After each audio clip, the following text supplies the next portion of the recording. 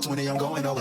AKA MVP on him. Why would I take you up on this trip? You wasn't with me shooting a gym. Opportunity, my hands I can't slip. Keep it wrapped up, lock with the grip. I just came up out the water, I drip. Gotta crawl way before you can swim. Gotta swim way before you can splash. Gotta say before you throw the cap. Yo, before we get into this video, I have to say this season has been legendary so far, from the fights. Up jumper, left it short. Oh, he throws. Indiana will have the For Tyler Hero.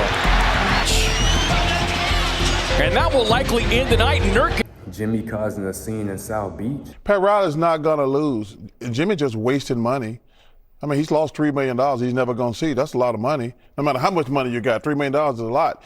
And he's going to get traded, but the Heat are not going to take 50 cents on the dollar. And if you get in a contest with Pat Riley, you're going to lose, plain and simple. One of the craziest trades that we've ever seen. Mind blown. So today we'll be discussing some of the best trades of this NBA season. Don't forget to like, comment, and subscribe. So I just want to say it hasn't even been half the season and Schroeder is already on his third team. Started off in Brooklyn, got traded to the Warriors, and then got traded to the Jazz, and now he's in Detroit. Hopefully that can be his home. And I feel bad for Dennis Simmons because he was cooking in Brooklyn. Now he has to find his whole rhythm all over again. He was a starter, now he has to come off the bench. I feel bad for my guy Dennis. Should have signed that contract. We popping the video off with the 3-team trade that sends Luka to the Los Angeles Lakers and Anthony Davis to the Dallas Mavericks. Really don't care too much about the third team, but you know, it was Utah. So looking at this trade, you know, the Lakers receive Luka, Doncic, Maxi Kleber, Markieff Morris. In return, the Mavericks get Anthony Davis, Max Christie, and a 2029 first-round pick. Utah being that outlying team that facilitated this trade, they get Jalen Hood-Schifino and 2 second-round picks. It seems that Rob Pelinka really fleeced the Mavericks of not giving up too much to get a star player like Luka, and I'm still shocked that this trade even happened because Luka Doncic is only 25 years old. Like, he's not even in his prime of his career yet, so that's why I'm shocked that Dallas traded him. And that was a crazy move for trading a young star for an aging star because we don't know how many years Anthony Davis has left. The thing is, with Dallas, I guess they're trusting Anthony Davis to be consistent and to be healthy. And I give this Dallas Mavericks team with this trade like a 2 to 3 year window to get it done. And the Luka Lakers have a bright future ahead of them. I know LeBron is hitting out the door, so this was a great move for Rob Pelinka and the Lakers organization of getting a young star to fulfill the role when LeBron, you know, has retired from the NBA. Moving on to the next trade, De'Aaron Fox is getting a fresh start in Texas alongside Wembanyama. So the San Antonio Spurs are getting De'Aaron Fox, JM, and the Kings, which I think they got the best of this deal because of all the picks that they got from it, are getting Zach LaVine, Sidi Ciosico, 3 first-round picks and 3 second-round picks. And I don't know if I said Sidi's name, his last name right, but you know what I'm saying.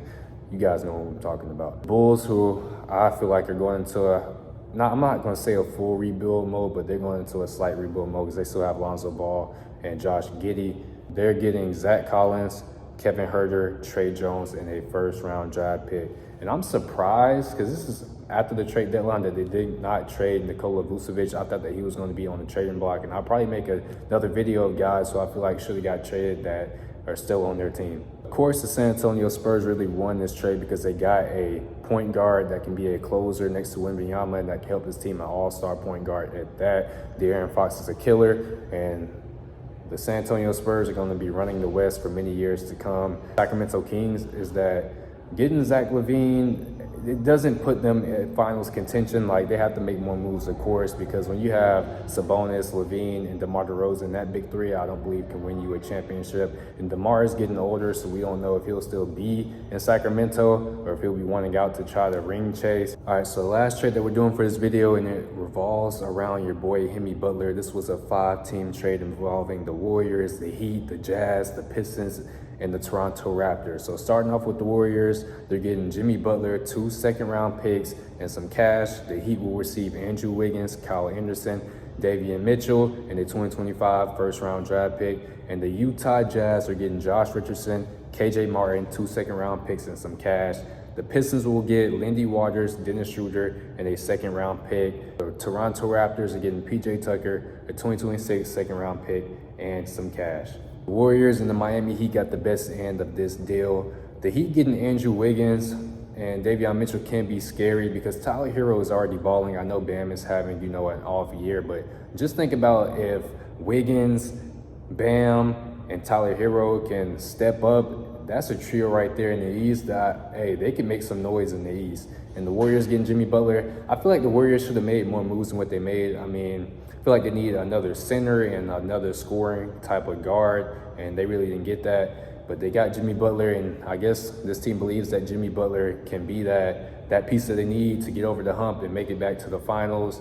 And they paid that man good, $110 million extension for your boy Jimmy Butler.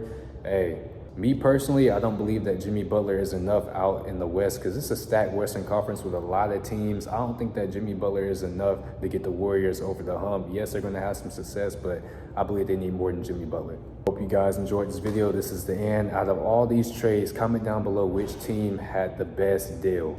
Also, leave a comment if you want a part 2.